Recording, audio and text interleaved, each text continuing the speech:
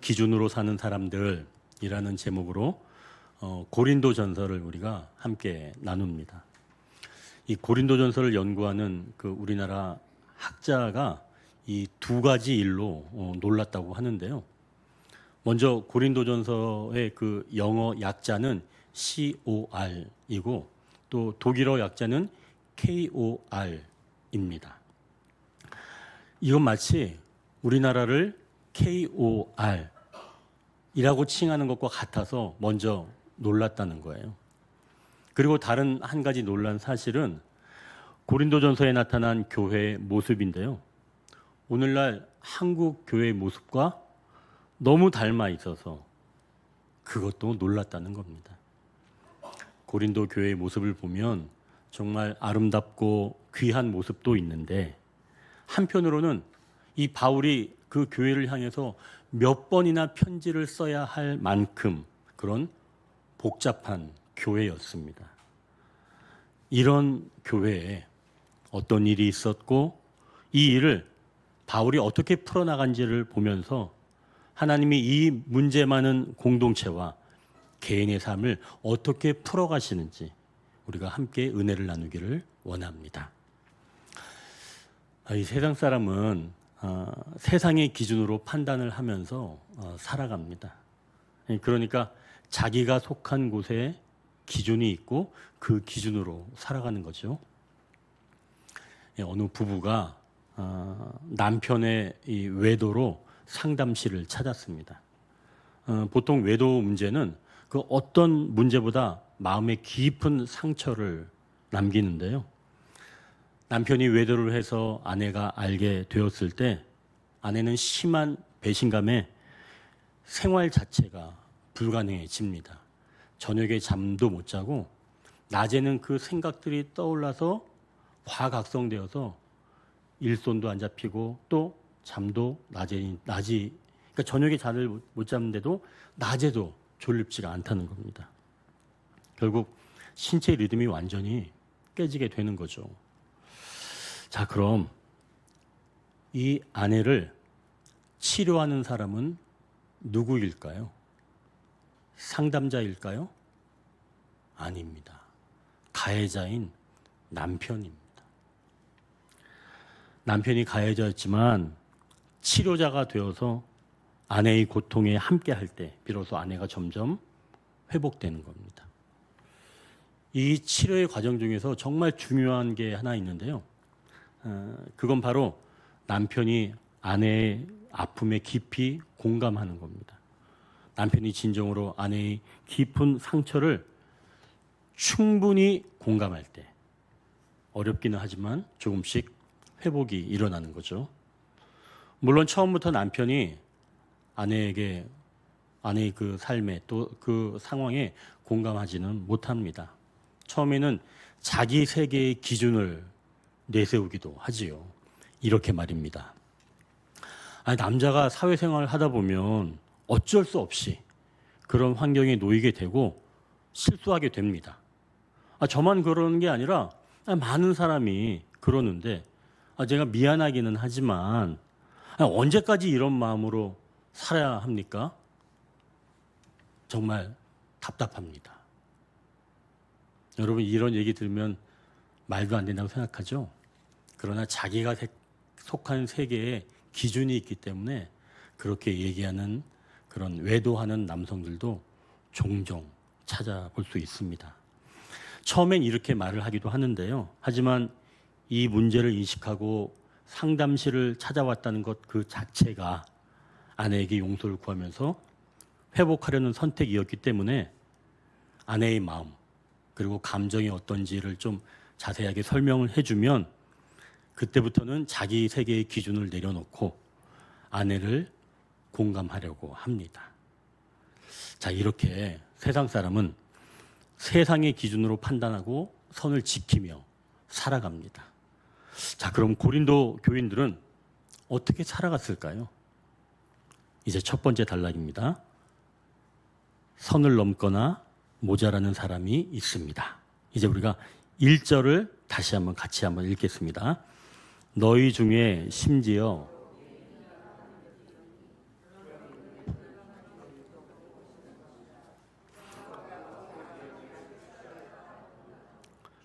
지금 교회 안에서 고린도 교회 안에서 음행의 문제가 있었는데 그런 음행은 이방인 중에서도 없는 것이라고 말씀합니다.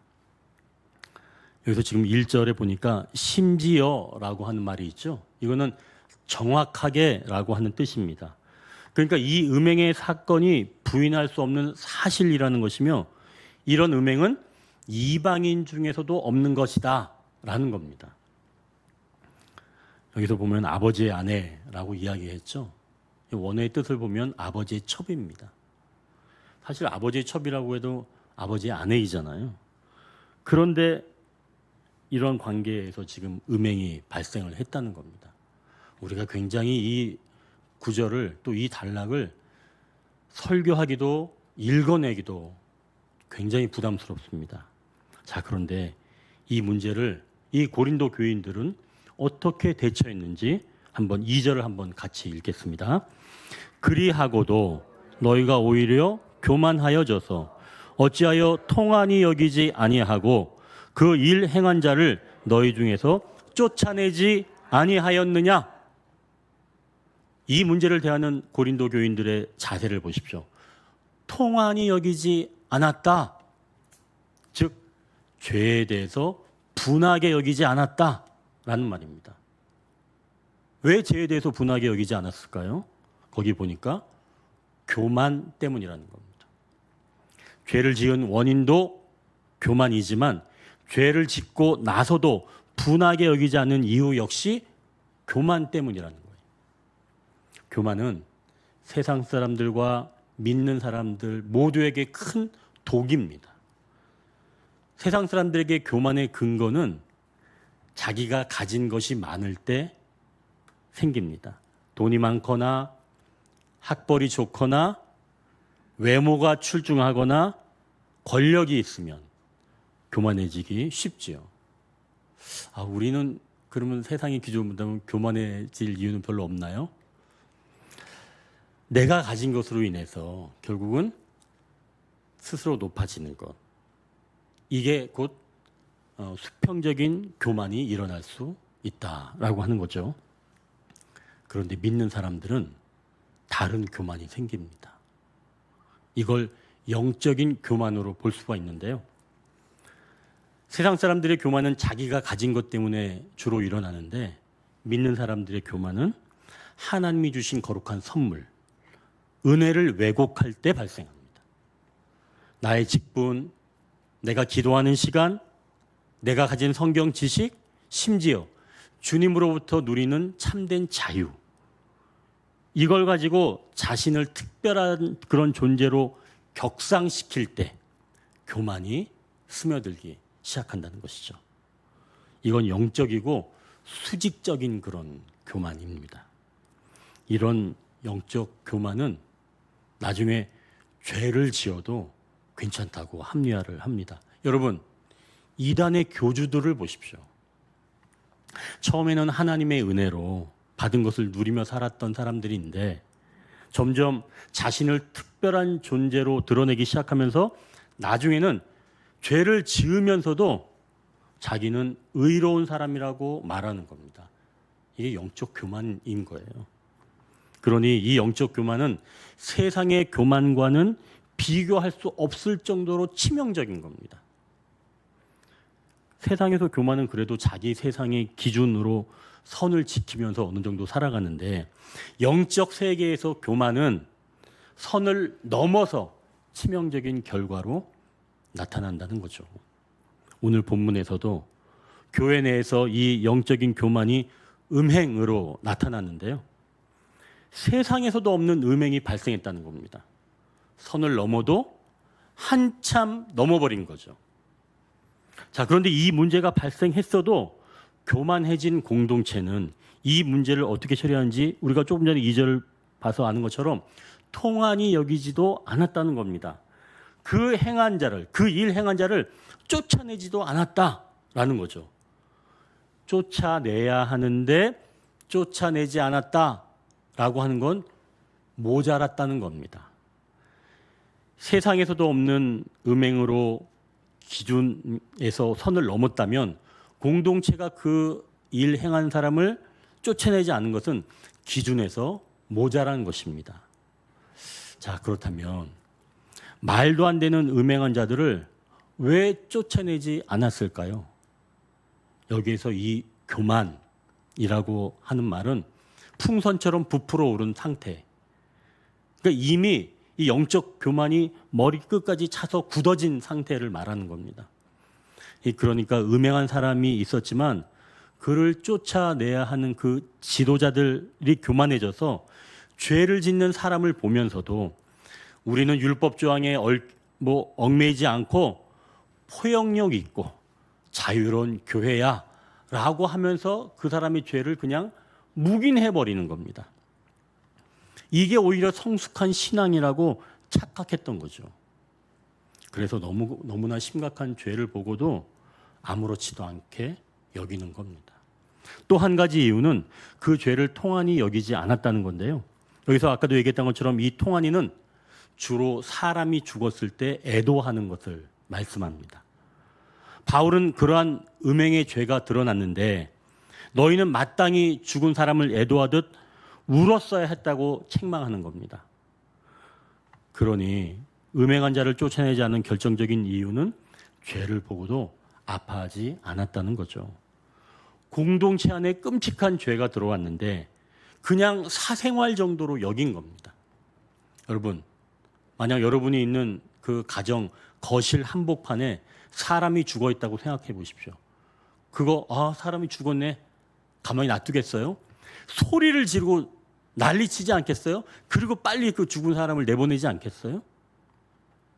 하지만 고린도 교인들은 그걸 보고도 가슴을 치면서 통곡하지 않고 슬프지가 않으니까 치울 생각도 없었다는 겁니다. 이제 세 번째 이유는 한 몸이라는 의식이 무너졌기 때문입니다. 나만 예배를 잘 드리면 되지 하는 그런 개인적인 생각들이 물들어 있었던 거죠. 그러나 바울은 교회를 하나의 유기적인 존재로 봤습니다. 그래서 바울은 너희 중에 쫓아내지 아니하였느냐라고 이야기하는 거예요. 너희 중에. 그 공동체는 한 몸이라는 거예요. 공동체 안에서 일어난 그 일, 이 죄를 왜 제거하지 않느냐라는 거죠. 결국 공동체라고 하는 그 의식이 무너지면 이렇게 죄를 보고도 눈을 돌리게 된다는 겁니다. 그게 세련된 그런 신앙인 것처럼 보이지만 실은 우리 몸의 암세포를 보고도 도려내지 않는 것과 매한가지인 것이죠. 아프긴 하지만 암적인 것은 반드시 도려내지 않으면 전체를 병들게 하는 것과 같다는 겁니다. 자, 여러분, 이게 공동체에서 일어난 일이라 하면 사실은 외면하기 쉬운데요. 만약 나 한 사람 안에서 일어나는 일이라면 그때는 반응이 달라지지 않을까요? 만약 나에게 교만한 일이 있었고 그걸 알게 된다면 통한이 여기며 그걸 제거하는 일을 해야 합니다. 이제 두 번째 단락입니다. 개입하시는 은혜가 있다. 이제 우리가 3절을 같이 한번 읽겠습니다. 내가 실로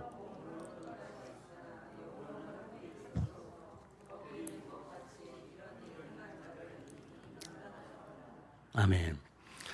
세상 사람들의 교만은 하나님께서 나중에 판단하십니다. 언제요? 나중에 판단하세요. 세상 사람들의 교만은. 그러나 믿음의 공동체 안에서 일어난 교만은 하나님께서 그냥 놔두지 않는다는 거예요. 세상에서도 없는 그 음행을 일으킨 이들을 이미 판단하였다라고 말씀합니다. 자, 그리고 어떻게 하는지 5절을 한번 같이 읽겠습니다. 5절. 이런 자를 사탄에게 내주었으니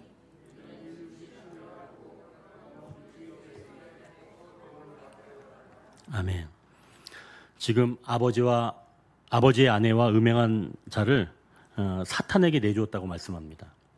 그러니까 이거는 출교를 했다는 걸 이야기하는 거예요. 교회에서 쫓아냈다. 이런 이야기죠.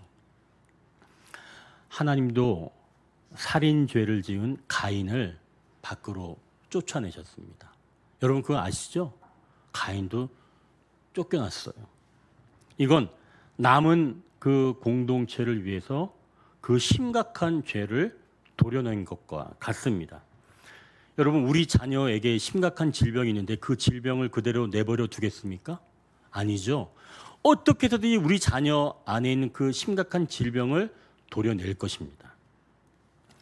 발가락이 썩어서 온몸으로 퍼지려고 할 때 의사들은 그 발가락을 제거하라고 합니다. 온몸을 위해서 그 썩은 부분을 잘라버려야 됩니다. 이건 몸을 위해서 그런 거예요. 자, 그럼 쫓겨나는 사람은 어떻게 될까요? 너무 불쌍한가요? 아닙니다. 5절 하반절을 보십시오. 육신은 멸하고 영은 주 예수의 날에 구원을 받게 하려 함이라. 아, 쫓겨난 사람은 출교를 당하면서 회개의 기회를 얻게 된다는 거예요. 비록 육이 죽는 출교를 당하지만 회개하여 구원받는 기회가 된다는 사실이죠. 하나님께서 동생을 죽인 그 가인을 지면에서 쫓아내신 그 사건은 그를 파멸시키려는 그런 처형이 아니라 오히려 죄의 악순환을 끊고 생명을 보존해서 새롭게 살게 하시는 하나님의 은혜의 개입이라는 사실입니다. 이 가인이 세상에 쫓겨나면서 하나님에게 이렇게 얘기합니다. 하나님, 만나는 자마다 저를 죽입니다. 라고 절망할 때 하나님은 가인에게 너를 아무도 해치 못해 라고 하면서 하나님께서 표를 주셨지요. 이것은 곧 죄인을 향한 그 공의의 심판 속에서도 죄인의 생명을 끝까지 보존하시려는 그 하나님의 사랑이 담겨 있는 겁니다. 과거의 범죄에 갇혀 마땅히 그 죽어야 할 인생을 하나님은 그 사랑의 손길로 붙들어 주셔서 다시 삶의 기회를 허락하시는 거룩한 회복의 시작인 거죠. 그러니 여러분, 심각한 문제는 품고 있는 게 아니라 어떻게 하냐면 도려내야 됩니다. 심각한 문제는 어떻게 된다고요? 도려내야 되는 거예요. 그래야 모든 것이 사는 겁니다. 자, 그럼 이 일을 할 때 이게 정당한 건지 또 누가 하는 건지 그리고 이것을 어떤 힘으로 하는 건지 그게 궁금하죠? 그게 4절에 나옵니다. 우리가 4절 한번 같이 읽겠습니다. 주 예수의 이름으로 너희가 내 영과 함께 모여서 우리 주 예수의 능력으로. 바울은 지금 자기의 생각만으로 일을 하는 게 아니라 전혀 다른 분이 지금 함께하는 사실을 보여주죠. 이 일은 주님이 함께 하신다는 거예요. 그래야 그 일이 정당한 겁니다. 여러분, 우리끼리 일하는 게 아니에요. 도려낼 때는 반드시 누가 계셔야 한다고요? 주님이 계셔야 한다는 거예요. 주님이 함께 하실 때만이 이 일이 정당한 겁니다. 또한 그러한 정당성을 가질 때 그 일을 감당할 수 있는 힘, 능력이 그분께 나오는 거죠.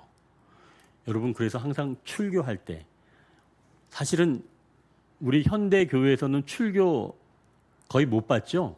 여러분 신앙생활할 때 교인이 출교되는 거 봤어요? 못 보셨을 줄 압니다. 저는 봤어요. 그때 어떻게 하느냐? 절대 담임 목사 혼자 나가세요 이렇게 얘기하지 않습니다. 모임, 장로들이 충분히 모여서 기도하고 주님께 지혜를 구하고 그리고 결론을 내린 후에 당사자를 모아놓고 이만해서 당신은 나가십시오 라고 이야기를 하는 겁니다. 주님이 함께 하시지 않으면 정당성도 없고 능력도 없는 겁니다. 만약에 주님이 함께 하시지 않으면 그 출교의 일을 통해서는 서로 간에 깊은 상처만 남게 되는 거예요. 그러니 무언가 도려낸다고 할 때는 주님이 함께 하시며 주님의 능력으로 이 모든 것들을 감당할 수가 있다는 것이죠. 자, 그렇다면 이것이 바로 가장 안전한 길인데요. 이제 새로운 기준으로 사는 게 이제 궁금해집니다. 과연 그러면 새로운 기준은 무엇이며 어떻게 살아가는 것인가? 이제 세 번째 단락인데요. 이미 변화된 신분으로 삶의 방식이 있다고 말씀합니다. 우리가 6절을 같이 한번 읽겠습니다. 너희가 잘하는 것이 옳지 아니하도다.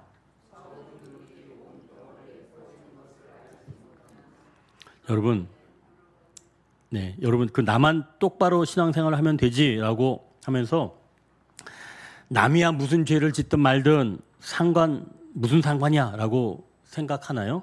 그렇지 않습니다. 죄는 지금 무서운 독성을 가지고 있는 거예요.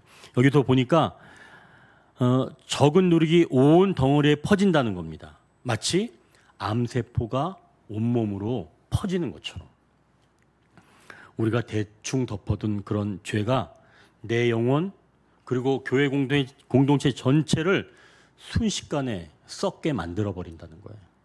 그러니 죄를 인식하였다면 그때는 내가 누구인지 판단하는 게 굉장히 중요합니다. 이제 7절을 같이 한번 읽겠습니다. 너희는 누룩 없는 자인데 새 덩어리가 되기 위하여 묵은 누룩을 내버리라. 우리의 유월절 양 곧 그리스도께서 희생되셨느니라. 아멘. 성도 여러분, 여기서 보면 우리는 이미 예수님의 피로 죄 오염이 완전히 깨끗하게 사라진 새 덩어리, 새 반죽입니다.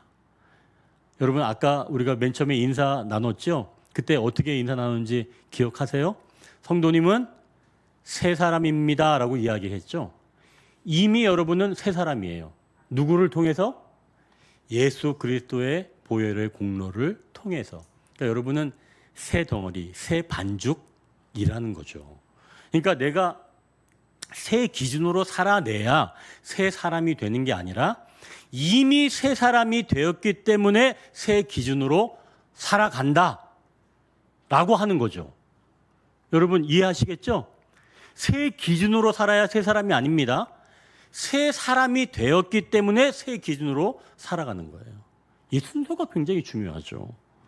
자, 그러면 여러분 이제 옛 기준이 분명히 있다는 거죠. 옛 기준은 옛 습관, 옛 삶의 방식 이런 걸 얘기하는 겁니다. 그런 것들을 도려내야 된다는 거죠. 그래서 예수님이 주신 영적인 새 신분, 새 사람으로 살아간다는 말씀입니다. 제가 이제 아까 광고를 했는데요. 여러분 광고를 보셔도 아시겠지만 오늘은 제가 무슨 주일이라고 광고를 했죠? 맥주 감사 주일 제가 광고를 했죠. 구약의 맥주절 거기에 뿌리를 둔 절기가 바로 이 맥주 감사 주일입니다. 한 해의 첫 열매 보리 밀을 수확한 그 기쁨 그 감사를 하나님께 올려드리는 날 그게 바로 맥주 감사 주일입니다. 근데 이제 현대 교회에 와서는 보통 7월 첫 번째 주를 맥주 감사 주일로 지키죠. 그래서 이제 이 현대 교회에서는 지난 반년 동안 6개월 동안 하나님께서 우리에게 베풀어 주신 은혜에 감사하고 이제 나머지 반년 후반기도 하나님께서 지켜주실 거야 라고 하는 믿음 가운데 결단을 올려드리는 날도 오늘 바로 맥주 감사 주일의 의미라고 볼 수가 있습니다. 결국 이 맥주 감사 주일은 단순히 하나님께서 나에게 주신 것만 감사해서 올려드리는 게 아니라 영혼이 추수되는 이게 예전에는 이제 성령 강림과 연결이 되어 있기 때문에 영혼이 추수되는 그 교회의 기쁨도 동참하면서 내 힘과 수고가 아닌 오직 하나님의 은혜로 살아간다는 것을 재확인하는 그런 거룩한 절기이죠.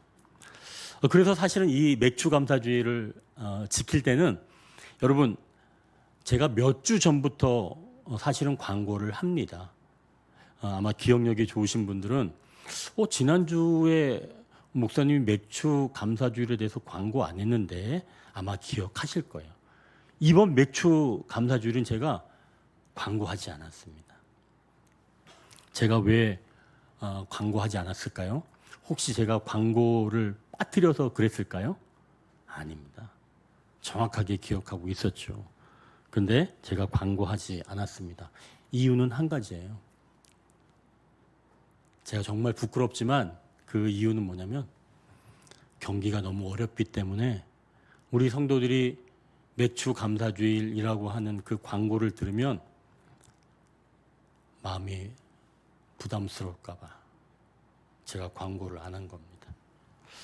여러분, 저의 이런 행위, 이런 동기가 여러분은 어떻게 느껴지세요?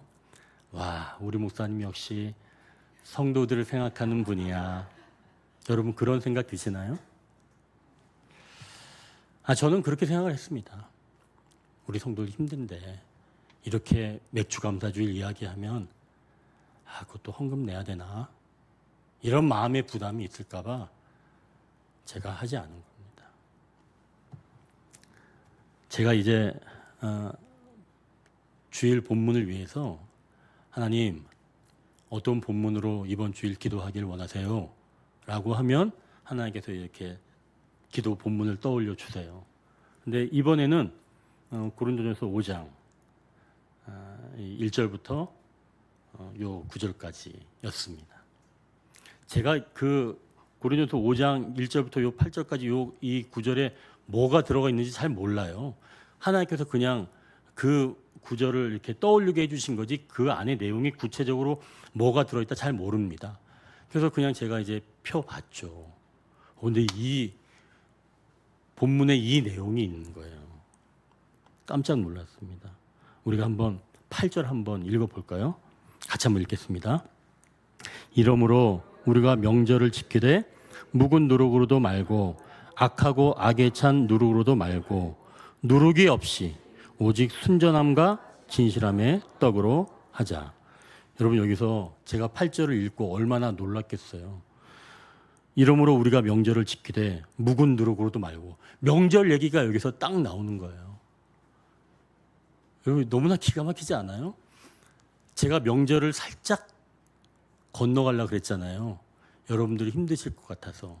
근데 여기서 우리가 명절을 지키되 라고 하는 구절이 딱 있는 거 보고 제가 가슴이 덜컹 내려앉게 된 겁니다. 자, 그럼 여기서 이제 이 뜻을 한번 봐야 되겠죠? 여기서 지금 묵은 누룩이라고 했는데요. 이 묵은 누룩은 옛 습관을 이야기하는 겁니다. 구원받기 이전에 그 어떤 가치관, 또 그러한 관습, 그러니까 습관이 지나면 관습이 되잖아요. 그런 관습을 말하는 겁니다. 또 여기서 보니까 악하다라고 이야기하죠. 악하다. 여기서 이 악하다는 건 공동체를 파괴하는 그런 적극적인 악한 행동을 말하는 겁니다. 그러니까 이건 악한 행동이에요. 또 그리고 악하고 그 다음에 보면 악의라고 나오죠. 이 악의는 부패한 동기를 말하는 겁니다.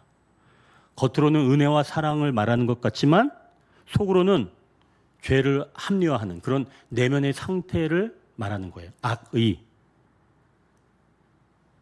제가 이 문장을 읽을 때 제가 맥주 감사주의를 광고를 하지 않는 이유가 부패한 동기였다는 걸 제가 알게 된 겁니다. 성도의 삶이 어려우니까 맥주 절기를 나는 좀 그냥 조용히 지나가자라고 했던 건데 그 동기가 하나님 보시기에 불순했다는 거예요. 즉 하나님은 전혀 생각하지 않고 마치 목사인 네가 성도들 위하는 것처럼 살짝 넘어가려고 했다라고 하는 마음을 주신 겁니다. 하나님은 저한테 엄청나게 책망하시는 거였어요. 저는 그냥 절기를 지나는 게 성도들 위하는 거라고 생각을 했죠. 하지만 저는 선을 넘어버린 겁니다. 너무 놀라서 제가 주님께 용서를 구했죠. 그리고 뒤늦었지만 현수막도 붙이고 그리고 주보에 또 광고를 올려서 여러분에게 같이 나누게 된 겁니다. 여러분 경제가 어려워도 여러분을 살리는 것은 제가 아닙니다. 하나님이 여러분을 살리세요. 여러분 믿으시죠? 여러분 목사가 아닙니다. 하나님이 있어요. 저도 선을 넘은 사람이에요. 기준을 제가 잘못 정했기 때문입니다. 그러니 여러분 하나님이 여러분을 진정으로 위한다는 사실을 기억하시길 바랍니다. 제가 새로운 기준으로 살지 않았기 때문에 저 역시도 선을 넘어버린 것입니다. 자, 그럼 이제 궁금하죠? 새 사람이 되었는데 이제 그렇다면 새 기준은 뭘까? 여러분 궁금하죠? 이제 새 기준을 우리가 좀 알기를 원하는데요. 8절 하반절에 말씀합니다. 오직 순전함과 진실함의 떡으로 하자. 여기서 순전함이라고 하는 것은 태양 그리고 판단, 그러니까 태양 빛과 판단하다라고 하는 말이 합쳐진 말, 그게 바로 순전함이라고 하는 단어입니다. 태양빛 그리고 판단하다. 그러니까 햇볕의 빛에 비춰봐서 불순물이 있는지 상태를 판단하는 것, 이게 바로 순전함이라고 하는 뜻의 담긴 내용이에요. 이건 고대 근동에 그 도자기를 살 때, 그 당시 도자기를 팔 때 위조품 같은 것을 많이 팔았던 겁니다. 깨진 틈을 밀랍으로 이렇게 적당히 떼어서 교묘하게 위조품으로 판 거죠. 그래서 그 도자기를 살 때는 태양에다 이렇게 비춰보는 겁니다.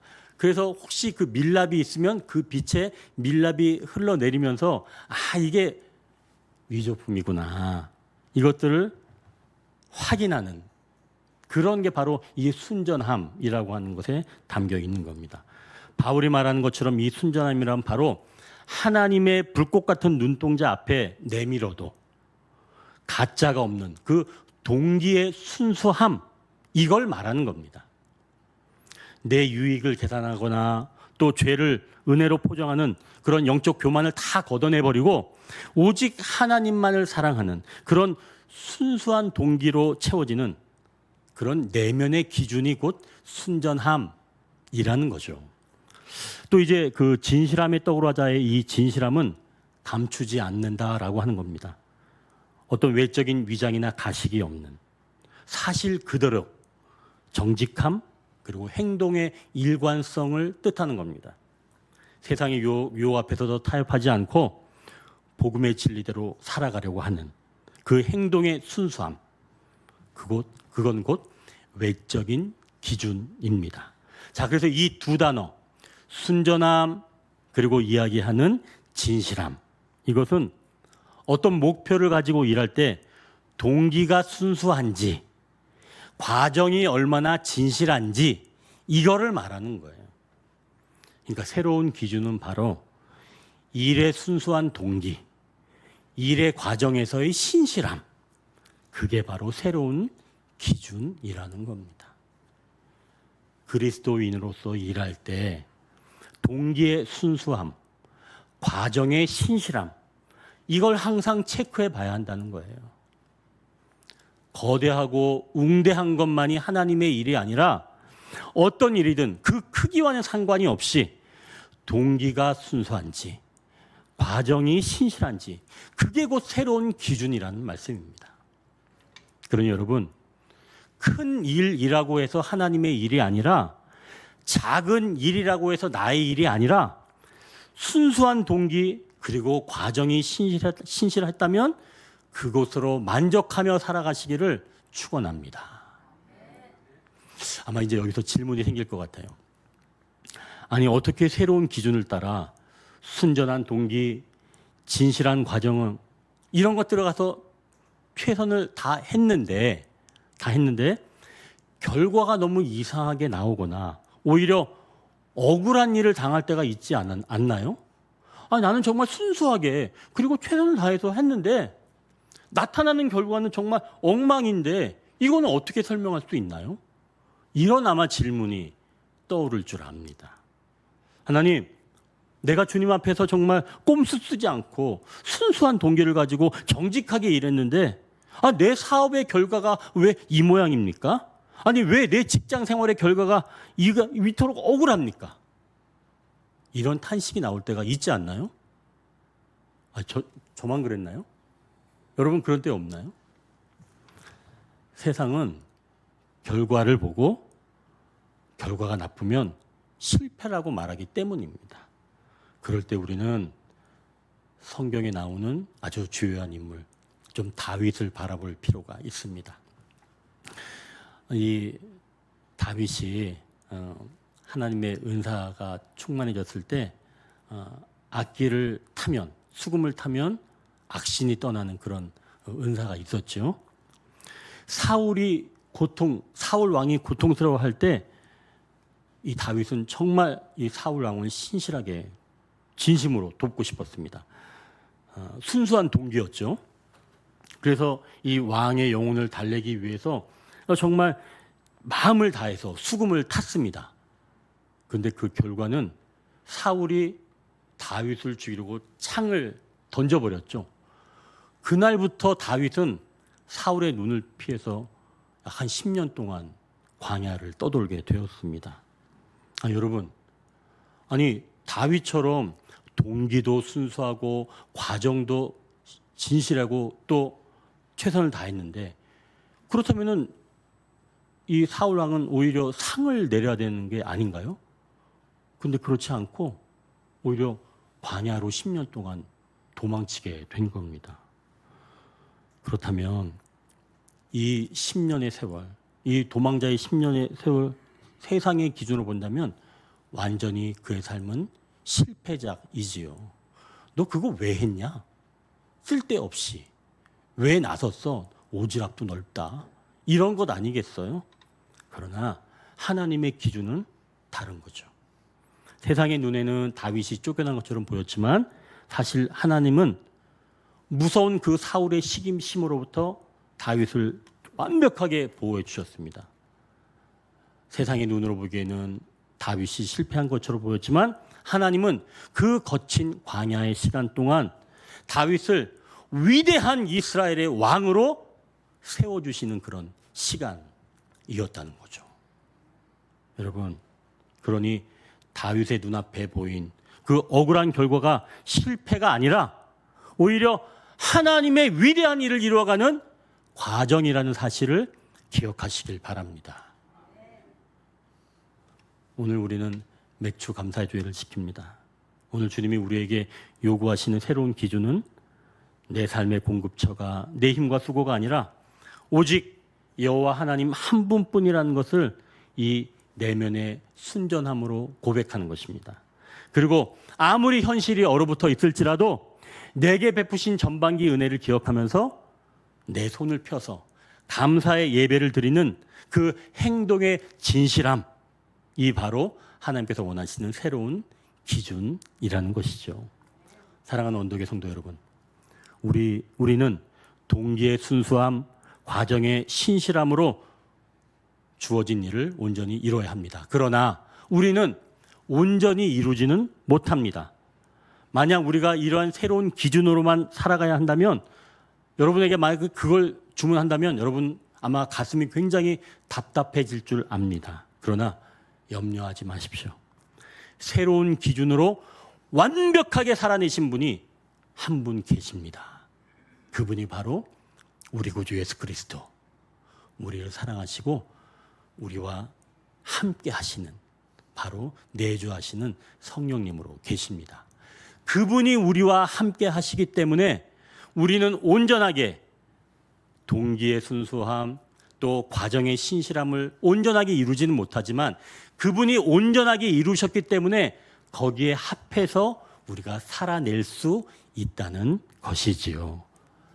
그러니 여러분, 하나님의 일은 웅대하고 거대한 것뿐만이 아니라 우리의 삶에서 일어나는 모든 일을 우리가 순수하고 신실하게 감당해내려고 하는 그 결단을 통해서 하나님은 하나님의 일을 이루어 가신다는 말씀입니다. 그리고 내 안에 예수님께서 그것을 온전하게 이루어 가시는 줄 믿으시길 바랍니다. 그러니 결과가 내가 원하는 대로 나오지 않더라도 하나님은 이 일을 통해서 마침내 온전하게 이루셔서 하나님의 뜻을 이루어 가시는 저와 여러분 되시길 주님의 이름으로 축원합니다. 이제 말씀을 정리합니다. 새 사람으로서 새로운 기준을 따르지 않을 때 선을 넘거나 모자라게 된다고 말씀합니다. 이때 하나님이 개입하시는 은혜가 있습니다. 이미 새 사람이 된 우리는 동기의 순수함과 과정의 진실함이 담긴 새로운 기준으로 살아간다고 말씀합니다. 기도하겠습니다.